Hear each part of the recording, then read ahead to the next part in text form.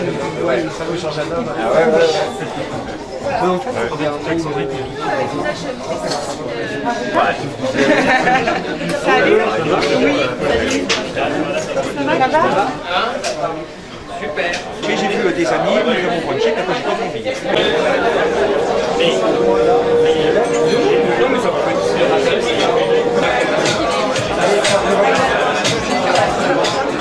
J'ai demandé, mais il y a pas dit ça. Non, mais si je m'approche comme ça, je suis pas dedans. Michel, on ne s'est pas présenté. Non, Michel, c'est chanté mythique.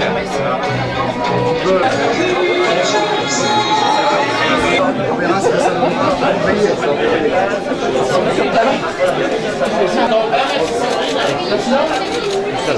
Alors Olivier, que représente-vous le combat de Jean-Luc contre le sida? Pour moi, ça représente d'abord un combat bien sûr personnel, parce que c'est son combat, mais ça représente aussi un symbole. Le symbole de quelqu'un qui a traversé toutes ces années en ne lâchant jamais rien. Et c'est un combat humaniste aussi, parce que Jean-Luc a transformé ce qui au départ apparaissait comme un drame, comme quelque chose de plus fort que lui finalement, et de plus fort que la maladie. Maïtena, voilà, Maïtena. Plaisir, ouais, ça fait plaisir. Patrick qui est le producteur. Ah d'accord.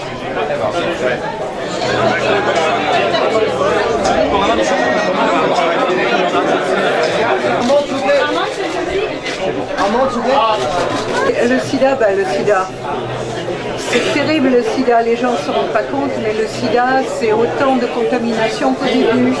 Les jeunes ne se rendent pas compte, on a des messages trop bisounours, on leur dit pas la vérité c'est terrible, c'est terrible. Il y a des gens qui continuent à mourir et il y a des gens à la télé, je les nommerai pas, qui continuent à dire on ne meurt plus du sida aujourd'hui, c'est pas vrai.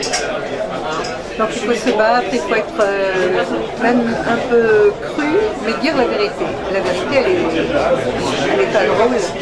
Dernière question, votre présence ici signifie-t-elle que vous soutenez Jean-Luc dans ce combat? Je soutiens Jean-Luc dans son combat. Je soutiens, j'ai toujours combattu pour le sida aussi, voilà. Et puis c'est quelqu'un que j'aime beaucoup, qui a une belle personnalité, humaine, courageuse.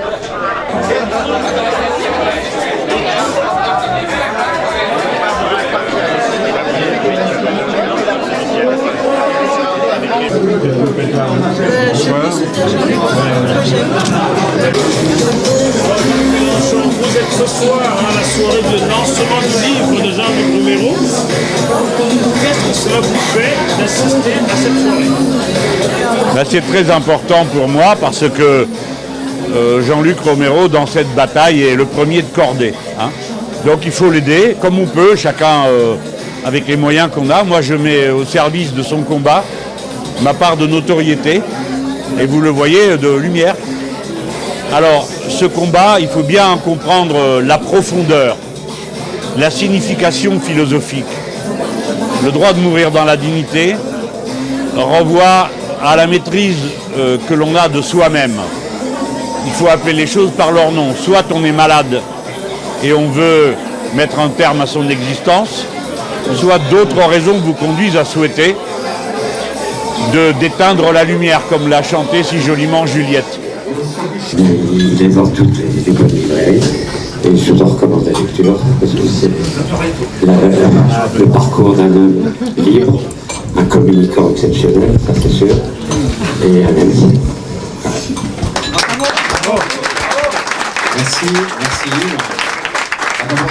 Je voudrais remercier d'abord à ceux qui nous reçoivent ce soir, Rudy et Michel. Donc Rudy est quelque part, je l'ai vu tout à l'heure, voilà, il est très modeste, il est caché. Alors merci beaucoup Rudy. Alors je vais un peu moins parler Rudy, tu m'excuseras de toi que de Michel parce qu'on se connaît moins, même si je t'apprécie beaucoup et je suis très heureux du coup du nouveau couple que vous formez maintenant avec Michel.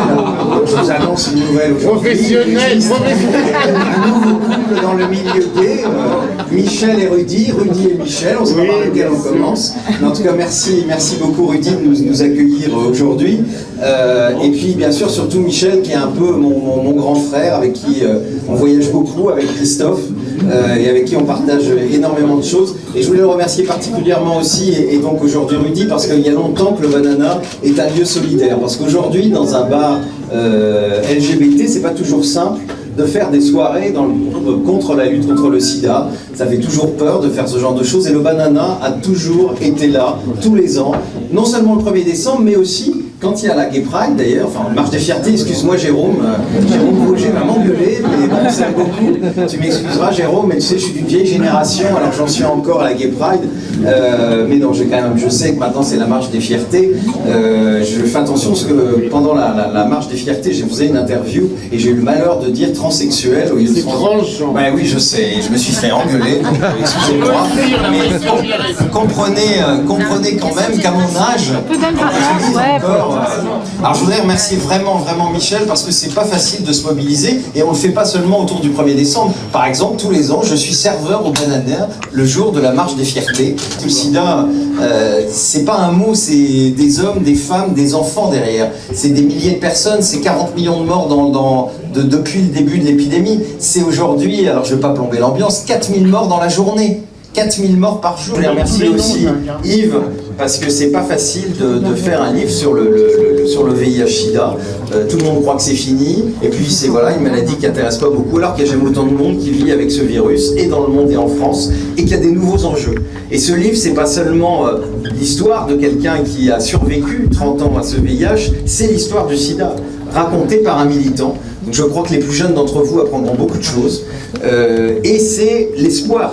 Parce que dans ce livre, j'explique comment on peut demain faire disparaître le sida et avoir, en 2030, une génération sans sida. Et ce serait fantastique, et je sais que Charlotte Valandré, qui est ici, que j'aime beaucoup, et qui se bat, comme moi, depuis longtemps, attend aussi avec ça, parce que ce serait quand même fantastique d'avoir une génération sans sida. Et ça, en plus, ce serait quand même une première, parce que ce serait la première fois qu'on arriverait à faire disparaître un virus sans vaccin, mais par un traitement. Alors, je vais citer pêle-mêle quelques noms. Alors, Jean-Luc Mélenchon, que vous avez vu. Moi, je veux beaucoup remercier Jean-Luc, parce qu'il est un des politiques qui s'intéresse beaucoup aux questions de société. En général, elles sont méprisées. Je ne sais pas où tu es, Jean-Luc. Il est là, il est en face de moi. Alors, je bouge trop et que ça va là. Et je voulais le remercier, et vous le verrez d'ailleurs dans le livre, à un moment je parle de lui, parce qu'il est le premier à avoir déposé un texte pour permettre aux homosexuels de s'unir. Parce que, comme malheureusement peu de gens à l'époque, lui s'était rendu compte qu'il y avait des couples homosexuels qui se retrouveraient virés de l'appartement où ils étaient, qui n'avaient aucun droit à la mort de leur conjoint, et on l'a oublié, mais c'est Jean-Luc Mélenchon qui a été, et a priori il n'est pas du tout homosexuel, enfin à moins qu'il nous révèle quelque chose ce soir, mais n'hésite pas si tu veux. Mais en tout cas il avait compris cet enjeu. Et il faut se rappeler, parce que c'est à une époque où, quand vous déposiez un texte pour permettre aux homosexuels de s'unir, même si ce n'était pas encore le mariage, il fallait quand même avoir du courage. Donc je le remercie pour ce qu'il a fait. Alors je ne sais pas si elle est encore ici. Moi, je voudrais remercier aussi Dominique Versini, parce qu'elle a beaucoup fait, elle est partie, mais en tout cas, elle a beaucoup travaillé sur cette question avec moi, et je voulais lui dire encore toute mon affection. Alors, je dis au hasard, hein, je vais passer de politique à pas politique. Bon, Stone et Mario, on les présente plus. Stone est dans toutes les causes que je défends, et notamment pour le droit de mourir dans la dignité. Olivier Mine, qui a été cette année le parrain de l'ADEME des Tours. Et qui a été un parrain très engagé, qui nous a permis, parce qu'il a évidemment des comptes sur les réseaux sociaux, il est suivi par beaucoup de monde, il nous a permis de mieux faire connaître le tour des jeunes de la DMD. Et avec Christophe, on a été très sensibles, et là il y a un certain nombre de jeunes de la DMD que je vois qui ont fait le tour et qui étaient très fiers d'avoir comme parrain Olivier Mine, et j'espère que tu vas continuer à nous aider. Et Olivier, il est aussi de plein d'autres combats, et je le remercie parce qu'il ne faut quand même pas oublier qu'Olivier, il présentait au moment où il y avait la DMD Tour une émission très populaire que vous connaissez tous sur France 2 et très familiale, et quand même s'engager dans une cause comme ça en étant animateur d'un programme rassembleur, il fallait le faire, et puis il a osé, et donc franchement merci, merci quand même.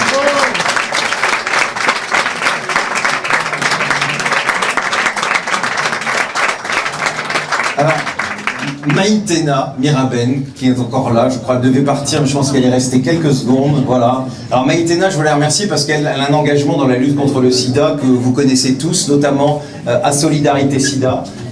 Les Solidaises, elle y est tous les ans et depuis longtemps, elle accompagne Solidarité Sida. Donc on a une pensée aussi pour Antoine Decaune, qui est très engagé dans cette cause aussi. Et je la remercie d'être là parce que c'est un engagement aussi pour elle très sincère, et ça me fait très plaisir parce que tous les gens qui sont là ce soir, c'est pas pour se montrer, c'est parce que ça a du sens. D'ailleurs on se montre pas un truc sur le sida en général, non mais malheureusement c'est un peu ça. Et donc merci Maïtena. Alors ma gloire, mais Michel en parlerait plus que moi, sa grande, c'est son autre sœur. Mon légérie noir. Donc Magloire, qui est aussi engagé dans toutes les causes, et il m'avait dit dès que tu as besoin de moi, je suis là. Il est toujours là quand on a besoin de lui. Alors il y a quelqu'un qui est parti, mais je voulais citer, c'est Nadine Monfils, parce que la plupart d'entre vous, ils vont pas connaître ce nom-là, elle est malheureusement partie. C'est une femme qui fait des romans noirs depuis longtemps, qui les tire parfois à 300 000 exemplaires, son avant-dernier livre. Jamais aucun journaliste ne fait un papier sur elle, c'est assez incroyable. Moi je l'ai rencontrée dans un salon du livre, et elle a des fans, elle est belge, elle a des fans partout. Chantal l'a connue puisqu'elle a été à Chéramsé à une époque, et je voulais vraiment la remercier. Et puis voilà, on peut ne pas être dans les médias et et fonctionner. Alors il y avait aussi quelqu'un qui m'est très cher. Je ne sais pas si Maïtena a dit quelque chose. Oui, elle est partie à temps, la Maïtena. Je voulais aussi remercier Dominique Bertinotti, donc je ne sais pas si elle est encore là. Elle a été très modeste et très courageuse pendant le mariage pour tous. Elle l'a dit, elle l'a raconté, donc c'est pas non plus un secret. Elle luttait contre le cancer à ce moment-là, et elle était là à supporter les insultes et les choses absolument incroyables qu'on a pu entendre. C'est pas celle qui a toujours été la plus médiatisée, et pourtant elle a fait tout le travail modestement. Elle a voulu aller beaucoup plus loin. Elle le raconte, lisez aussi ce qu'elle a écrit un livre tout récemment. Elle n'a pas pu aller plus loin, mais en tout cas elle a essayé.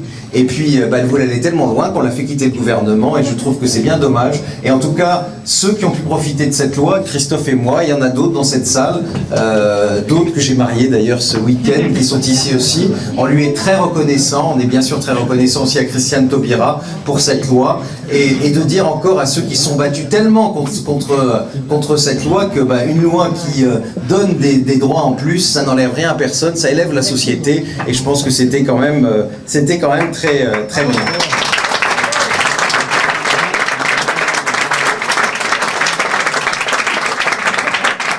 Alors, il y avait aussi la vice-présidente de l'Assemblée, de mes amis, qui est en plus élue du 12e, où je suis élu. Sandrine, tu es encore là? Elle est là. Elle est là. Ah bah oui, elle est au bar.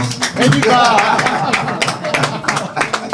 Merci Sandrine, qui défend le droit de mourir dans la dignité, le droit au mariage et différentes choses. Et je te remercie aussi pour tes combats à nos côtés. Puis je remercie, j'en profite, les élus du 12e qui sont ici. Vous êtes très nombreux, donc je ne citerai pas tous. Et puis tous les conseillers régionaux qui sont là, Alors, je citerai quand même ma copine Christine parce qu'on est indissociables, tout le monde le sait. Alors il y a quand même Fanelli qui est là aussi, elle est quelque part. Il y a Stéphanie et voilà, j'espère que j'aurai oublié forcément plein de gens. Je voulais aussi penser à Yvette Leclerc qui est encore là, mais alors on ne la reconnaît pas en tant qu'Yvette Leclerc, qui a fêté un spectacle où nous sommes allés avec Christophe. Non, elle est méchante, elle était 75 ans. Non, c'était ses 10 ans de scène. Alors j'oublie toujours le nom de la scène, mais Yvette me parle. Le grand point virgule. Le grand point virgule. Je voudrais remercier aussi Simon qui a fait la photo du livre. Donc il est où Simon? Et qu'il faut remercier. Merci beaucoup. Les journalistes qui sont là et quelques-uns avec qui il y a eu de belles rencontres pour faire ces interviews qui j'espère vous plairont et qui feront que bah oui, un livre qui parle du sida, c'est pas un livre triste, c'est une histoire qu'il faut connaître du VIH et c'est une histoire plein d'espoir. Et je voudrais terminer par Christophe parce que c'est lui qui m'a fait quand même beaucoup changer. Vous savez,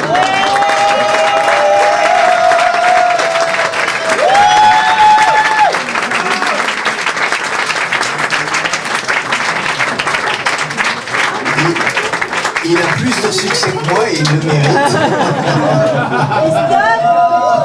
Et vous savez, j'ai une devise qui est « L'avenir dure toujours », que je mets à la fin de tous mes livres et dans différentes interviews, je le dis assez souvent. Mais il y avait quelque chose qui a toujours été très compliqué dans ces 30 ans de vie avec le VIH, c'est de faire des projets dans l'avenir. Et mes projets, c'est toujours des projets à court terme. 4 mois, 6 mois, c'était l'impossible. Et bien avec Christophe, j'ai réussi à faire un projet à long terme, et c'est le premier et sûrement l'un des seuls que j'ai été capable de faire, c'est-à-dire de me marier. Et donc je le remercie parce que qui aurait pu imaginer il y a 30 ans, alors que je pensais que je ne connaîtrais même pas mes 30 ans, en ce qui me concerne, que tous mes amis mourraient dans des conditions absolument terribles, que je pourrais un jour me marier.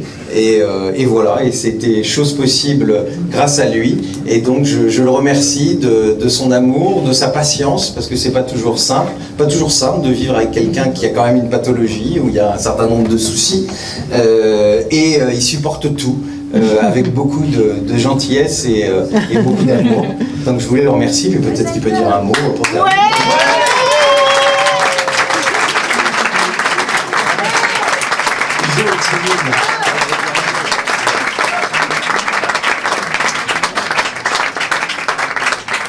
Juste pour vous dire que c'est tellement compliqué de programmer des choses à l'avance, en tout cas de son impatience naturelle, c'est qu'on a acheté un nouveau lit. On avait le choix entre un lit sur 3 mois de fabrication et un autre sur 1 semaine. On a choisi sur 1 semaine.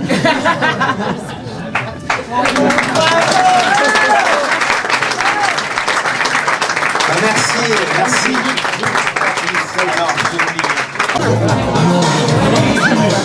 C'est un grand cavalier. JMTV+, on vous adore, donc continuez à bien travailler. Qu'est-ce que vous voulez que je vous raconte, mon garçon?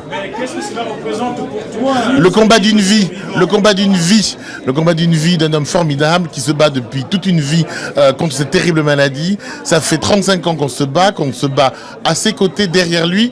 Et je dirais, si Jean-Luc n'avait pas cette force pour nous emmener, on se battrait beaucoup moins, ce serait beaucoup moins bien. Donc avec Jean-Luc, on se bat. Voilà, c'est tout. Survivant, c'est un livre merveilleux. C'est un livre où Jean-Luc reprend 30 ans de lutte. Il rappelle aux jeunes que le sida, on n'en guérit pas encore. Ça se soigne, mais ça ne se guérit pas. Il faut continuer la lutte. Et on n'arrivera que quand il y aura un vaccin. Et pour l'instant, c'est pas l'ordre du jour.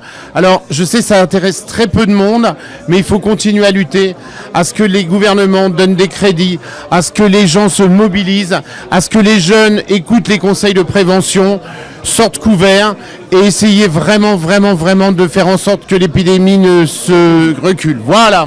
Tu sais quoi, Michel? Oui.